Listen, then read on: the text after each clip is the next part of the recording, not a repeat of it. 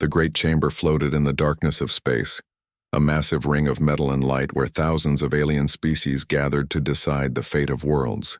Commander Han Solo stood in the human section, his uniform crisp and his face calm, even though every alien eye in the room looked at him with either pity or contempt. 30 years had passed since humanity joined the Galactic Council, and still they treated Earth like a child among adults. The Krell overlord rose from his seat, his reptilian form towering over most other species in the chamber. Vexthar's scales gleamed under the artificial lights, each one harder than steel, each movement deliberate and threatening. He looked down at the human section with eyes that held nothing but disdain. The Krell Dominion formally announces our intention to claim the Sol system, Vexthar declared, his voice echoing through translation devices in 1,000 different languages. Earth's resources are wasted on a species too primitive to defend them. We will take what they cannot hold. Han Solo felt his jaw tighten, but he remained still. He had expected this. The Krell had been circling Earth like predators for months, making claims about human weakness, about how soft-skinned species had no place among the stars. What Han Solo had not expected was the silence that followed. No species spoke in Earth's defense. No one challenged the Krell's declaration. High Magistrate Kilvan, a being made of living crystal that reflected light in strange patterns, finally spoke. Humanity remains on probationary status within the Council. They have not proven themselves worthy of full protection. If the Krell wish to test human defenses, the Council will not intervene. Han Solo stepped forward, his boots clicking on the metal floor. Then let me warn the Krell now. Earth is not an easy target. Our world has unique challenges that your species may not understand. Vexthar laughed, a sound like rocks grinding together. Challenges?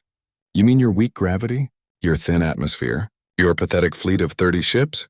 He turned to address the full council. The Krell Dominion has conquered 40 star systems. We have crushed species far stronger than these hairless apes. This will not be a war. It will be an afternoon's entertainment. The council chamber filled with the sounds of alien laughter and clicking appendages. Han Solo looked around at the faces. Some sympathetic, most indifferent, a few openly amused. He had tried to warn them. They would learn soon enough. Back on Earth, Dr. Yuna sat in her office surrounded by holographic displays showing alien psychology profiles and historical data. She was a small woman with sharp eyes that missed nothing, and right now those eyes were focused on something that made her blood run cold. Ancient records buried deep in the Council's archives told a story that no one seemed to remember. 3 times before, powerful species had attempted to invade worlds similar to Earth. 3 times entire fleets had vanished. No distress calls, no survivors, just silence. The official reports blamed navigation errors or unknown spatial anomalies. But Yuna saw the pattern. Each world had the same gravity as Earth. Each had similar atmospheric composition. Each had been home to species that evolved as persistence hunters, creatures that didn't give up once they locked onto prey. She forwarded her findings to Admiral Tae-min, the Supreme Commander of Earth's United Defense Fleet. Tae-min was an old man now, his hair gray and his face lined with scars from the early days of space combat. He had been there during First Contact, when humanity realized they were not alone in the universe. He had been there when the Council dismissed Earth as irrelevant. And he would be there when the Krell learned their mistake.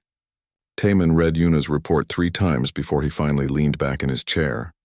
They never learn, he muttered to himself. They look at us and see weakness.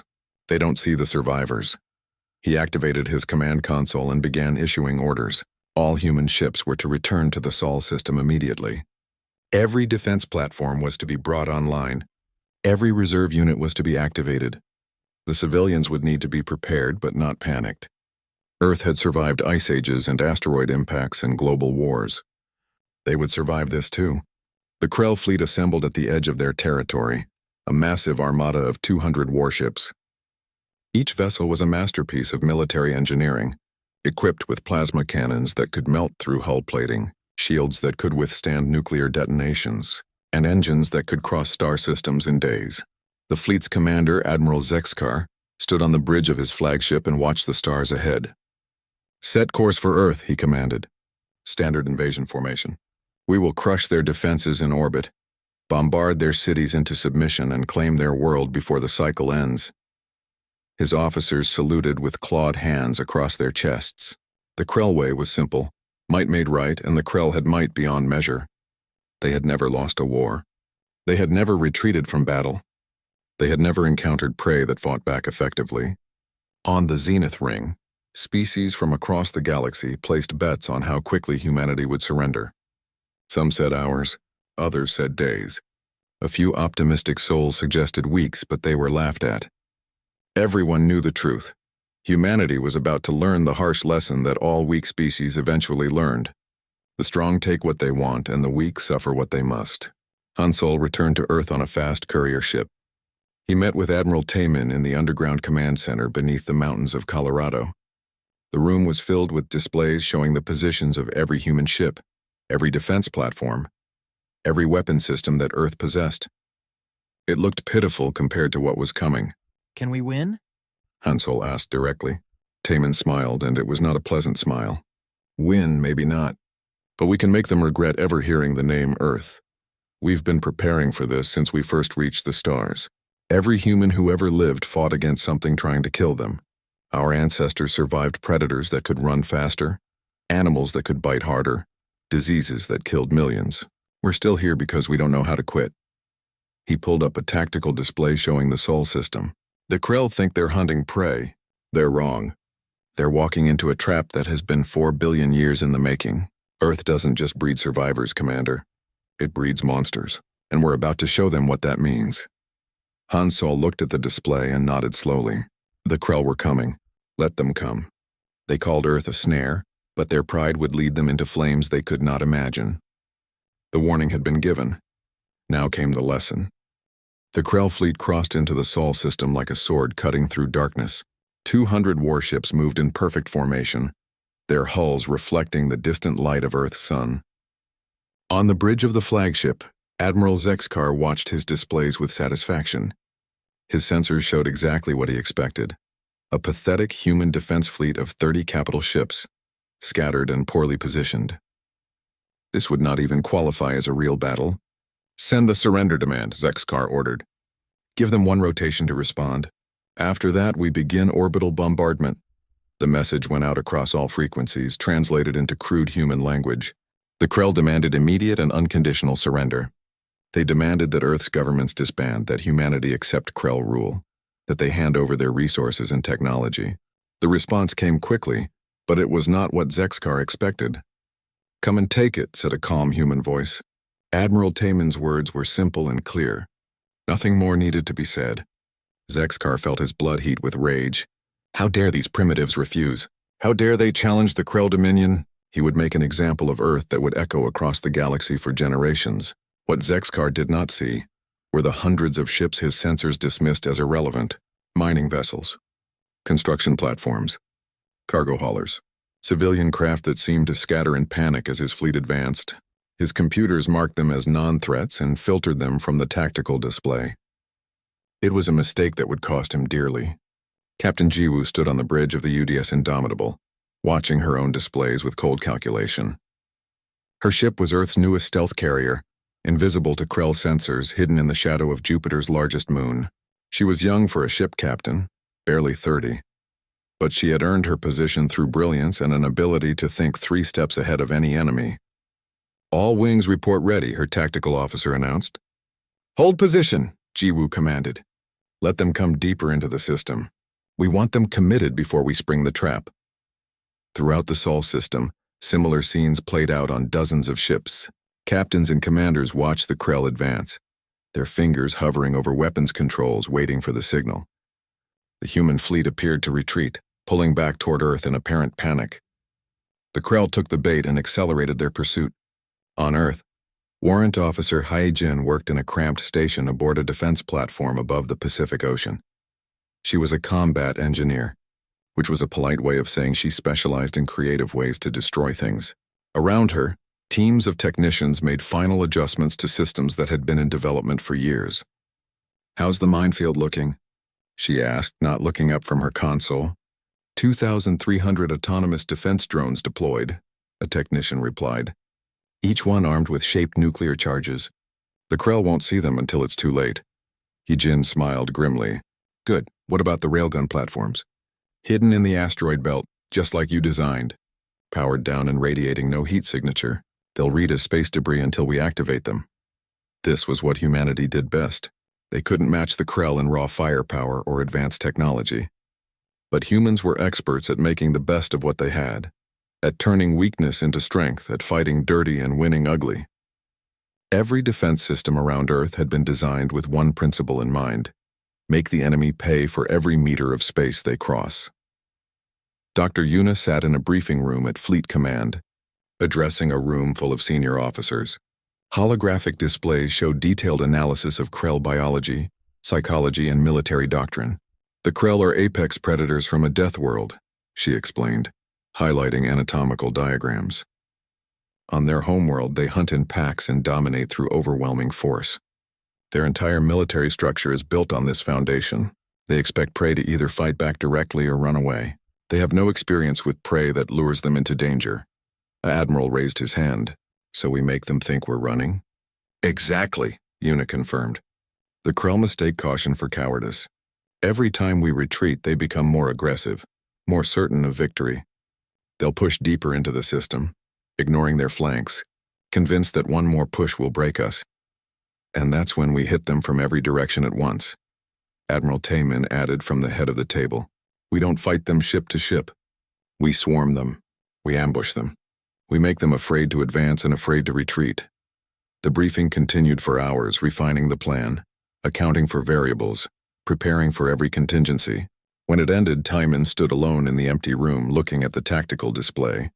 He thought about his grandchildren, safe in bunkers deep beneath the surface. He thought about every human who had ever lived and died defending their home. This was not just a battle. This was a statement to the galaxy. Earth bows to no one. The Krell fleet reached the asteroid belt, and that was where the trap began to close. The civilian vessels that had scattered earlier suddenly changed course. Mining ships that had been harvesting ice for decades turned their industrial lasers toward Krell warships. Construction platforms designed to build space stations instead launched clouds of metal debris at relativistic speeds. Cargo haulers opened their bays and released thousands of autonomous drones. Admiral Zexkar watched in shock as his displays suddenly filled with threats. What is this? Where did all these vessels come from? They were always there, Admiral, his sensor officer reported, panic creeping into his voice. We classified them as non-military targets. The first Krell destroyer died in a flash of nuclear fire as a mining vessel rammed it at full acceleration, its cargo hold filled with antimatter. The second died when hidden railguns in the asteroid belt opened fire, magnetic accelerators launching tungsten rods at a fraction of light speed. The third died when a swarm of drones latched onto its hull and detonated simultaneously. The Krell fleet formation broke as captains tried to defend against attacks from every direction. They fired their weapons wildly, destroying some threats but missing most. The human ships were small, fast, and unpredictable. They didn't fight like any military force the Krell had ever encountered. There were no formations, no honor, no predictable tactics. Just chaos and death. Reform the line, Zexkar roared. Push through. Earth lies ahead. The Krell fleet adapted as all professional militaries must. They tightened their formation, concentrated their fire, and pushed forward through the ambush. Human vessels died by the dozens, but for every human ship destroyed, a Krell warship was crippled or obliterated. The price of advance grew steeper with every kilometer. On the Zenith Ring, the Galactic Council watched in stunned silence as the battle unfolded. Species that had mocked humanity now watched primitive mining vessels destroy advanced warships. High Magistrate Kilvan's crystalline form flickered with colors that indicated shock and confusion. This is not possible, someone whispered. They're winning. No, another voice corrected. They're not winning, but they're not losing either. And that should not be possible. The Krell fleet finally cleared the asteroid belt, having lost 30 ships but still vastly outnumbering the human defense fleet. Zexkar's pride was wounded, but his confidence remained. He had the numbers. He had the firepower. He would crush these insects and claim their world. But Earth's orbit waited ahead, and with it came new nightmares the Krell had never imagined. The Krell fleet reached Earth's orbit with 170 warships still operational. Admiral Zexkar looked at the blue and white world below and felt triumph surge through his veins. The primitive humans had fought harder than expected, but now their world lay defenseless before him. He would bombard their cities into dust, and the galaxy would learn what happened to species that defied the Krell Dominion.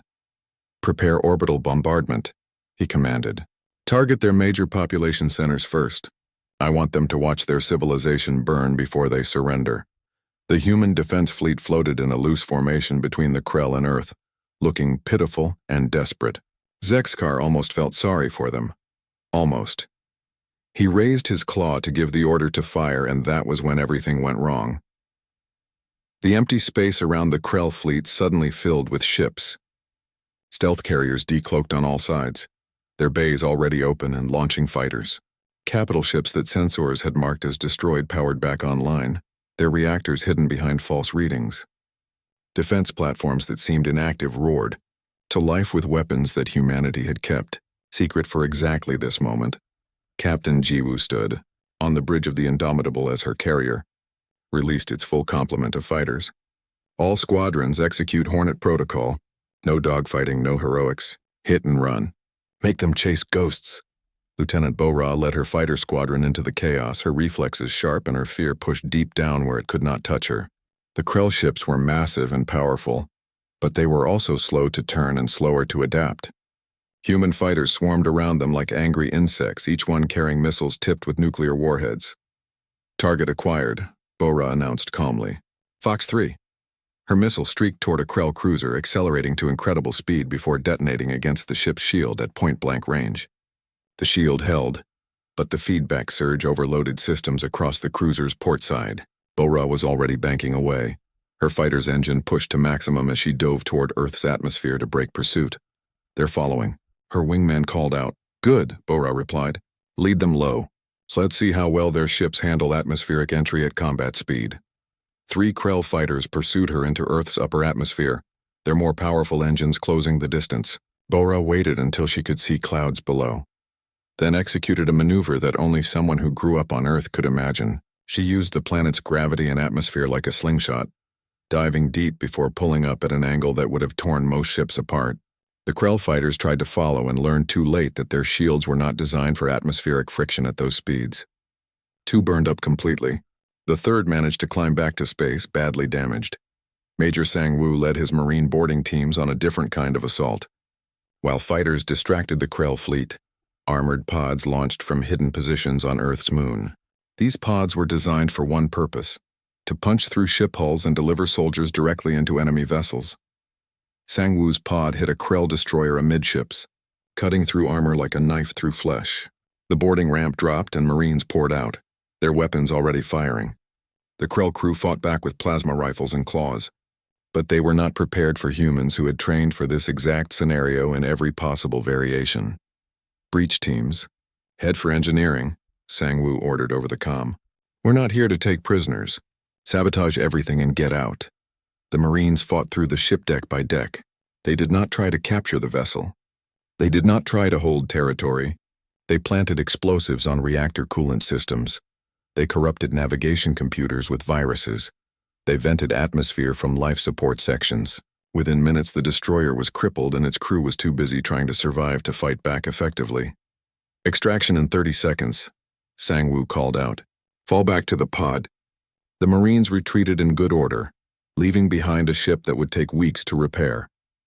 By the time they sealed their pod and launched back toward friendly space, 3 more boarding teams had hit other Krell vessels. The tactic was brutal and effective. Humans did not fight to conquer but to destroy.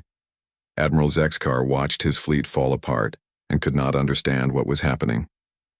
Every tactical principle he had ever learned said this should be impossible. The humans were outnumbered, outgunned, and technologically inferior. Yet his ships were dying by the dozens while the human fleet remained intact through sheer unpredictability. "They fight without honor," he roared. "No formations, no proper tactics. This is not warfare, this is chaos." His tactical officer, bleeding from a wound where a bulkhead had collapsed during an attack run, looked at his commander with something like fear. "Admiral, perhaps we should request reinforcements. These humans are more dangerous than we anticipated." Zexkar's claws dug into his command chair. To request help would be to admit weakness. To admit weakness was to invite challenge from rivals within the Dominion. But to continue suffering losses like this would be to guarantee defeat. Pride warred with survival instinct in his mind. On Earth, Warrant Officer He Jin coordinated the planetary defense network with cold efficiency. Krell landing ships were attempting to reach the surface, carrying ground troops to establish footholds. She watched them descend on her displays and smiled grimly. Landing Zone Alpha, activate surface-to-orbit missile batteries. Landing Zone Beta, activate laser grid. Landing Zone Delta, release the drones. The Krell had chosen landing sites based on strategic value, close to major cities, near important infrastructure, positioned for rapid expansion. What they had not realized was that humans had studied their tactical doctrine extensively and had prepared welcoming committees. At every logical landing site, the first wave of landing ships touched down in what the Krell thought was an empty desert in Australia. The moment their ramps opened, they discovered that the entire area was mined with explosives hidden beneath the sand. The second wave landed in Siberia and found that human forces had collapsed the ice shelf beneath the landing zone. Ships and troops plunged into freezing water. The third wave landed successfully in Central Africa, only to discover that the humans had chosen this ground deliberately. The Krell ground forces were equipped with advanced power armor and energy weapons, but they had evolved on a heavy gravity world with thick atmosphere. Earth's gravity was lighter than they were used to, making them clumsy and imprecise. Human forces did not meet them in open battle. Instead, snipers fired from kilometers away. Traps and ambushes appeared from nowhere. The locals, armed with whatever weapons they could find, fought with desperate courage because they were defending their homes. Back in orbit, the battle reached a critical moment. The Krell fleet had regrouped into a defensive sphere, protecting their command ships at the center. They had lost over 50 vessels, but they still had numerical superiority. Admiral Taemin watched from Fleet Command and made a decision that would determine the battle's outcome. All ships, full assault, he ordered. No retreat, no holding back. Every weapon, every missile, every last drop of fuel. We end this now or we die trying. The human fleet charged directly at the Krell sphere, abandoning all defensive posture. It looked like a suicide run, and perhaps it was. But humans had one advantage that no Krell could understand. They had spent their entire existence on a planet that tried to kill them. They were used to fighting against impossible odds. They were used to sacrifice. And they were very, very good at making their deaths count.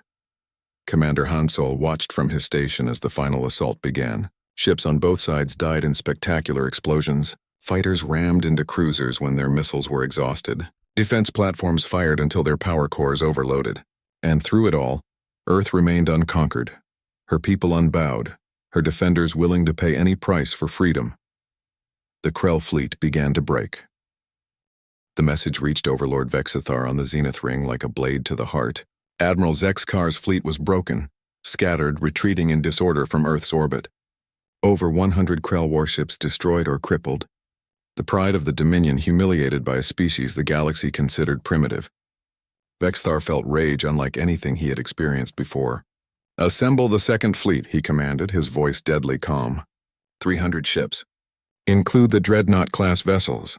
And prepare my flagship, the Inevitable. I will personally see Earth burn. The Galactic Council watched in shock as the Krell mobilized an armada that had not been seen since the Dominion Wars a century ago. High Magistrate Kilvan's crystalline form pulsed with colors of concern. "This is madness," Kilvan stated. "The humans have proven they can defend themselves. The Krell should accept defeat and withdraw. To escalate further will only lead to greater losses." Vexithar turned to face the Council, his scaled face twisted with fury. "The Krell Dominion does not accept defeat. We do not retreat. We do not forgive. Earth will fall or every ship in our fleet will die trying. This is no longer about resources or territory. This is about honor." On Earth, Dr. Yuna listened to the intelligence reports about the Second Fleet and felt cold fear settle in her stomach. Humanity had won the first battle, but barely. They had lost 15 capital ships, hundreds of fighters, and thousands of brave soldiers. The defense networks were damaged, ammunition stocks were depleted, and repair yards were working around the clock to fix damaged vessels. They could not withstand another assault of this magnitude. "We need to evacuate," someone suggested at the emergency council meeting. "Get as many people off-world as possible before the second wave arrives." Admiral Taemin shook his head slowly. Where would they go? Every other species in the galaxy either supports the Krell or refuses to help us. No, we fight here. We fight now. And if we fall, we make sure the galaxy never forgets what it cost them. Commander Hansol stood and addressed the room. The Krell are bringing their Dreadnought-class vessels. These ships are mobile fortresses, equipped with weapons that can crack moons. Our conventional tactics will not be enough. Then we use unconventional tactics, Una said quietly. Everyone turned to look at her. She stood and activated a holographic display showing Krell command structure. I've been studying their military hierarchy. The Krell operate on absolute authority.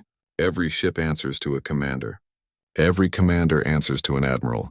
Every admiral answers to the overlord. If we can break that chain of command, the entire fleet will collapse into confusion. Taman leaned forward, interested. You're suggesting we target their leadership specifically? Exactly, Una confirmed. The Krell see it as honorable to lead from the front. Their commanders and admirals position themselves where they can directly control the battle. If we identify command ships and eliminate them systematically, we can turn their strength into weakness. Captain Jiwoo, who had been listening quietly, spoke up. The Indomitable is damaged but operational. If you can identify which ships hold Krell leadership, my strike craft can focus on those targets. It will be a slaughter, someone warned. They have 300 ships. Even if we target commanders, we'll be overwhelmed by sheer numbers. Then we die well, Major Sangwoo said simply. But we die taking as many of them with us as possible. My Marines are ready for boarding actions. Put us on their command ships and we'll cut the head off the snake. The plan took shape over the next several days. Every remaining human ship was repaired or retrofitted. Defense platforms were rebuilt with whatever materials could be salvaged. Fighter squadrons trained for precision strikes against specific targets, and on the ground, millions of civilians prepared for the worst, drilling evacuation procedures and learning to use weapons in case Krell ground forces reached the cities. Lieutenant Bora sat in her fighter, running pre-flight checks for what might be her last mission. She thought about her family, evacuated to bunkers in the mountains. She thought about her training instructors who had taught her to fly. She thought about Earth, her home, the only place in the galaxy that mattered. If she died defending it, that was a good death. The Krell Second Fleet entered the Sol system like an avalanche of metal and fire, 300 warships in perfect formation, led by the Inevitable. A vessel so large it had its own gravitational field. Overlord Vexthar stood on the bridge of his flagship and looked at Earth on his display with cold satisfaction. No warnings this time, he declared. No demands for surrender. We will simply destroy everything until nothing remains but ash and regret. The human fleet met them at the edge of Earth's orbit, looking impossibly small against the Krell armada. 30 ships against 300. It should have been a massacre. It was a massacre, but not the one Vexthar expected. The battle began with Una's broadcast. She had spent days preparing a message specifically designed to infuriate and disturb the Krell. It played across all their command frequencies. Recordings of human warriors from throughout history, defiant last stands, impossible victories against overwhelming odds, ancient battle cries in dozens of languages, and underneath it all a simple message repeated over and over. We've done this before. We've survived worse than you. We will not break. We will not bend. Come and learn why Earth breeds survivors. The psychological warfare enraged the Krell commanders, making them aggressive and reckless. Vexthar himself ordered his fleet forward at maximum speed, abandoning careful tactics in favor of overwhelming assault. It was exactly what the humans needed. Admiral Taman activated the Scorpion Protocol, a last resort strategy that every human ship commander had sworn to follow. If humanity fell today, they would ensure the Krell paid such a terrible price that every other species would see them as vulnerable. Every ship would fight until destroyed. Every weapon would be fired until empty. Every pilot would make their death count. The space around Earth became a hell of plasma fire and nuclear detonations. Human ships did not try to survive. They attacked with suicidal aggression, ramming when their weapons failed, detonating their reactors when ramming was impossible. For every human vessel lost, 2 or 3 Krell ships died or were crippled beyond repair. Hansol led a strike team aboard a Krell heavy cruiser, fighting deck by deck toward the bridge. The Krell crew fought desperately, but Hansol had learned their weakness. He targeted the ship's commander first, a single perfect shot that dropped the Krell admiral where he stood. The moment their leader fell, the crew panicked. Some tried to flee, Some tried to fight without coordination. The ship fell into chaos. All teams, same tactic, Han Solo broadcast. Kill the commanders first. Break their chain of command. Throughout the battle, human boarding teams and strike fighters focused on Krell command vessels. It was brutal work. Many teams died before reaching their targets. But each successful strike created ripples of confusion through the Krell fleet. Ships stopped receiving orders. Captains hesitated, unsure whether to advance or hold position. The rigid military structure that made the Krell so effective began to crumble. Overlord Vexthar watched his fleet falter and felt something he had never experienced before. Doubt. These humans should be dying. They should be breaking. Instead, they fought like cornered predators, their ferocity increasing as their numbers decreased. Every Krell victory came at a cost too high to sustain. The inevitable will lead the assault personally, Vexthar declared. Follow me. We end this now. The massive dreadnought moved forward, its weapons capable of destroying entire fleets. But it was also the most obvious command ship, broadcasting Vexthar's authority with every transmission. And that made it the perfect target. Captain Jiwoo watched the inevitable advance on her tactical display and knew this was the moment that would decide everything. The Krell dreadnought was a monster of a ship, bristling with weapons that could vaporize anything in space. But it was also Overlord Vexthar's flagship, and if Yuna's analysis was correct, killing him would break the entire Krell fleet. All fighters, all bombers, all remaining strike craft. Jiwoo broadcast across all human channels. Target the inevitable. Everything we have, everything we are. This is the throw. The Indomitable had been hiding in the shadow of Earth's moon, its stealth systems damaged but still functional. Now it dropped all pretense of concealment and launched every single craft in its bays. Hundreds of fighters screamed toward the dreadnought, each pilot knowing they were on a one-way trip. Lieutenant Bo-Ra led her squadron in the vanguard, her fighters' engines pushed beyond safety limits. The Inevitable's point defense systems opened fire, creating a wall of plasma and shrapnel that tore through the human formation. Fighters died by the dozens, but those that survived pressed on with terrifying determination. I'm hit, someone called over the comm. Port engine gone. Switching to ramming speed. Godspeed, Bo-Ra replied, watching as her wingman's fighter accelerated toward the dreadnought's shield emitters. The explosion barely scratched the massive ship's defenses, but it created a momentary gap. Bo-Ra dove through that gap with 3 other fighters behind her, their missiles already launching. Nuclear fire bloomed across the Inevitable's hull as warheads detonated at point-blank range. The dreadnought's shields flickered but held. Bo-Ra pulled up and away, her fighter trailing debris, knowing she had bought seconds at most, but seconds were all that Major Sang-Woo needed. Sang-Woo's boarding pod hit the Inevitable exactly where the shield gap had appeared. Cutting lasers opened the dreadnought's armor like a can opener, and Marines poured into the breach. The Krell crew fought back with desperate fury, but the Marines had one advantage: they knew exactly where they were going. Straight to the bridge, Sang-Woo ordered, his rifle firing in controlled bursts. Don't stop for anything. The Marines fought through corridors designed for beings twice their size, using that size difference to their advantage. They moved through ventilation shafts, crawled through service tunnels, and attacked from unexpected angles.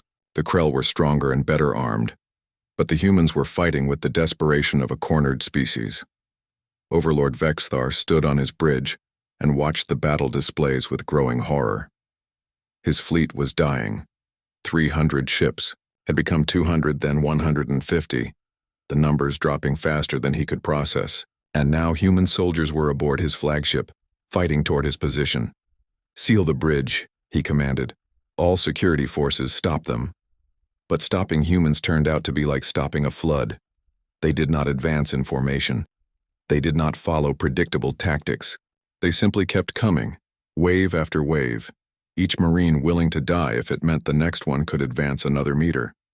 Commander Han Solo had boarded a different Krell command cruiser, and he was methodically working his way through the ship's officers. He had learned during the first battle that Krell commanders wore different armor, marked themselves with rank insignia that made them easy to identify. He targeted each one with cold precision, watching the ship's crew fall into chaos as their leadership died. On Earth, Admiral Taman watched the battle unfold from Fleet Command, his face carved from stone. Half the human fleet was gone. Most of the fighter squadrons had been destroyed. But the Krell were breaking. He could see it in their formation, in the way ships began to drift out of position, in the panicked transmissions that intelligence was intercepting. "Prepare the final strike," he ordered quietly. "If they don't break in the next 5 minutes, we detonate every defense platform simultaneously and take as many of them with us as possible." Dr. Yuna stood beside him, her hands clenched into fists. She had designed this strategy, targeted the Krell psychology, predicted their responses.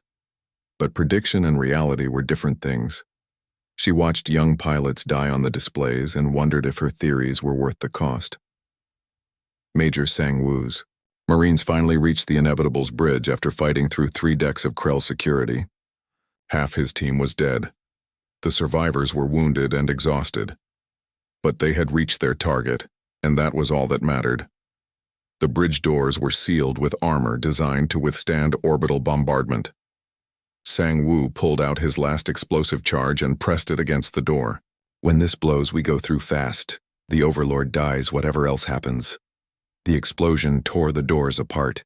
Marines poured through the gap, their weapons firing before they could even see their targets.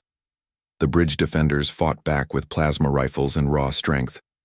Sang-Woo took 3 hits to his armor before he spotted Vexthar across the bridge. The Overlord was massive, scaled armor covering his body, claws that could tear through steel. But Sang-Woo had not come this far to fail. He charged forward, firing his rifle until it was empty, then drawing his combat knife as Vexthar's clawed hand caught him by the throat. "You cannot win," Vexthar snarled, lifting the human off his feet. "Your species is weak. Your world will fall."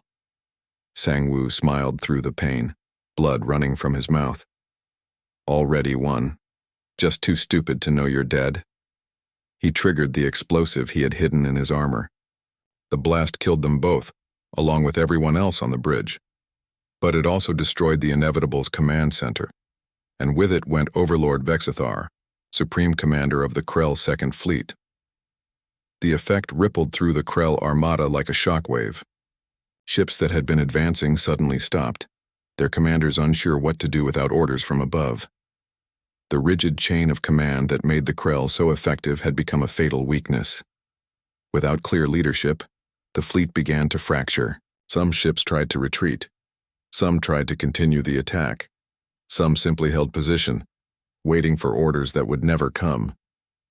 The human fleet, battered and bleeding but still fighting, pressed the advantage without mercy. They targeted any ship that seemed to be organizing the others, cutting down potential leaders before they could rally the fleet. Commander Hansol, fighting on his captured cruiser, heard the news of Vexthar's death over the Krell communication channels. He grabbed the ship's broadcast system and sent a message in crude Krell language. "Your Overlord is dead.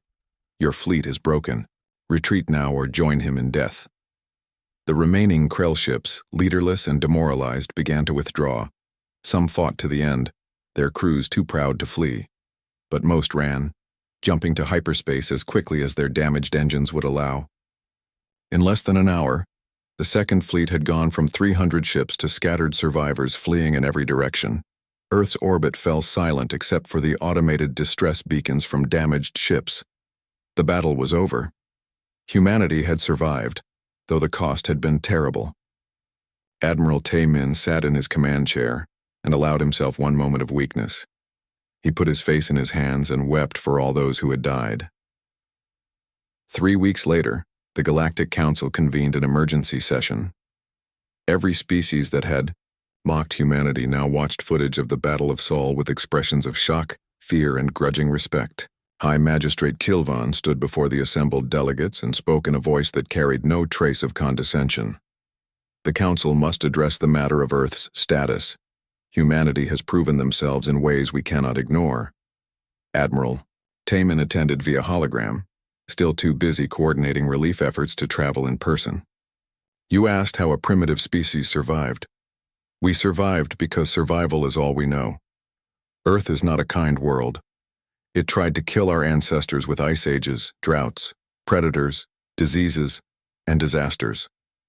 Every generation fought to survive, and the ones who made it through passed that fighting spirit to their children.